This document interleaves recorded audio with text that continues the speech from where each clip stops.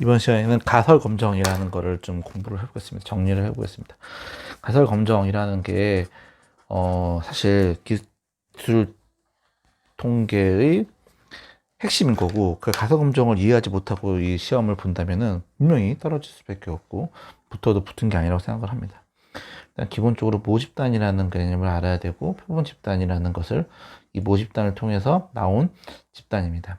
그렇게 했을 때는 부르는 용어 자체도 모집단의 평균은 뮤, 시그마라는 표현을 쓰고, 표본 집단의 x바, 이 분산 표준 편차를 대문자 s로 쓰는 거라고 해서 이 용어 자체가 다르고요. 그래서 중요한 건 이 모집단에서 나온 표본 집단이 어떻게 모집단을 추정할 수 있는지, 그 어떻게 가설을 세우고 검증할 수 있는지에 대한 부분이 이제 가설 검증의 핵심인 거고요. 우리가 흔히 뮤를 추정할 수도 있고 시그마를 추정할 수도 있습니다. 근데 뮤를 추정할 때에도 보면 기본적으로 한 개의 모집단에서 나올 수도 있고요. 두 개의 모집단 또는 세 개 이상의 모집단이 나올 수가 있습니다. 한 개의 모집단에서 검증을 한다는 얘기는 이게 바로 t-테스트, 그냥 일반적인 t-테스트라고 생각하면 좋을 것 같고요. 이 두 개라는 게 모집단이 실제로 독립적인 모집단이냐, 또는 실제 하나의 모집단인데 어떤 시점 차이 때문에 대응 어떤 표본이냐 라고 생각할 수도 있습니다. 그래서 독립표본이라는 얘기는 두 개의 모집단이 나온 거고, 대응 표본이라는 하나의 모집단에서 나왔는데 샘플이 다른 겁니다. 샘플 자체가 샘플 1, 샘플 2가 다른 거라서 t-테스트가 약간 다르게 표현되는 건가 있지만, 어쨌든 독립 대응이라는 것에 대해서 외워줘야 됩니다.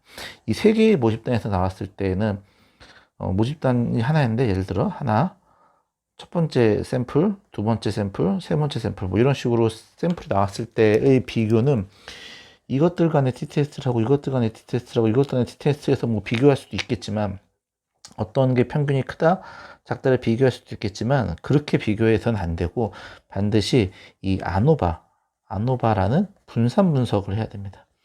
분산 분석을 해서 그룹 내 분산과 between variance랑 그룹 외 분산 간의 차이를 비교하는 분산 분석을 통해서 그룹 간의 평균 차이를 분석한다. 평균에 붙어 있다는 게 신기하죠. 그래서 이 부분이 아노바다라는 까지가 이해를 해 주셔야 될 것 같고, 아노바도 크게는 1A, 2A 아노바가 있다라는 부분도 있는데, 네, 이 부분까지도 이해를 했고요. 자, 이제 우리가 평균을 구하는 것뿐만 아니라 이제 시그마를 구하는 것도 똑같이 이제 모집단이 한 개가 있고 두 개가 있습니다. 이 한 개일 때 우리가 카이스케어한 거고, 두 개일 때 F 검정을 해서 검증한다라는 부분이었다는 것까지도 기억하면 좋을 것 같습니다. 이렇게 가설을 검증할 때 이런 검정을 모수 검정이라고 표현합니다. 모수 검정이라는 거를 할 때에는 평균에 대해서 집착을 했는데, 비모수 검정을 할 때에는 평균이라는 것보다는 그것을 할 수 없기 때문에 메디안, 우리가 중위값을 검정을 하고 있습니다. 우리 비모수 검정을 사실 처음 배우는 게 아니고요.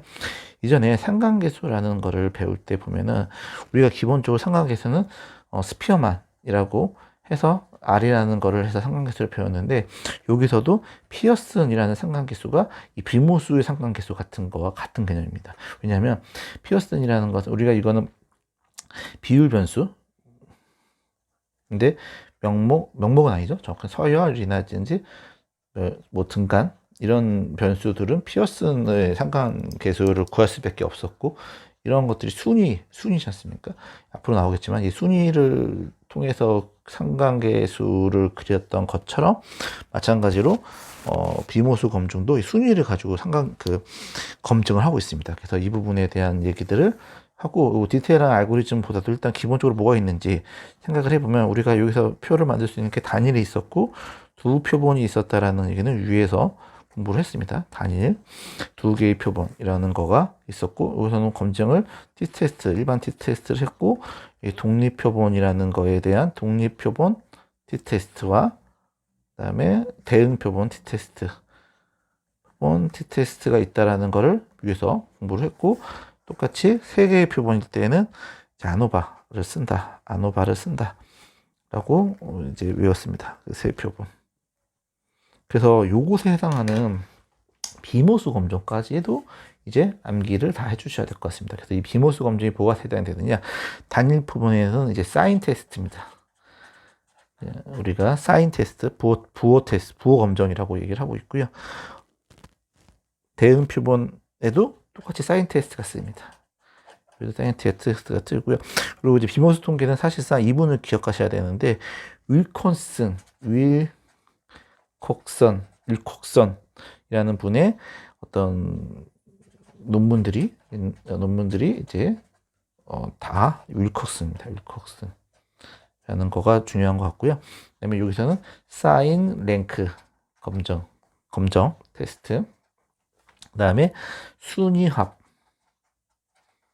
그다음에 순위 검정, 뭐 약간씩 차이가 있는데 결과적으로 윌커슨이라는 사인 테스트와 윌커슨 테스트를 해서 비모스 검정을 하는 그런 게 특이한 점이고요.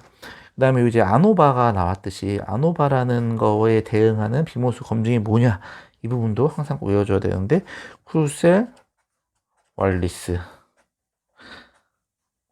검정, 크루셀 왈리스 검정까지 시험에 나올 수가 있습니다.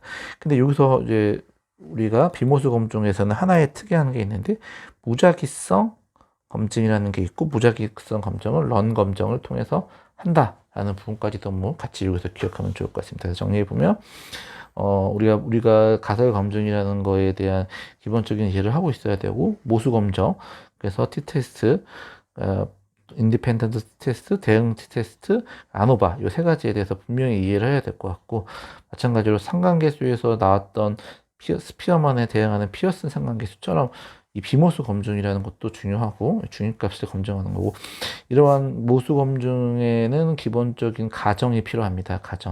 가정이 필요해서 해당 데이터가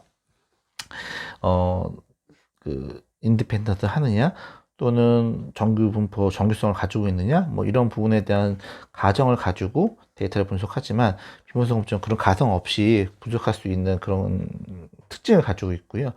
그런 가정 없이 분석하는 거에는 사인 테스트 계열이 있고요.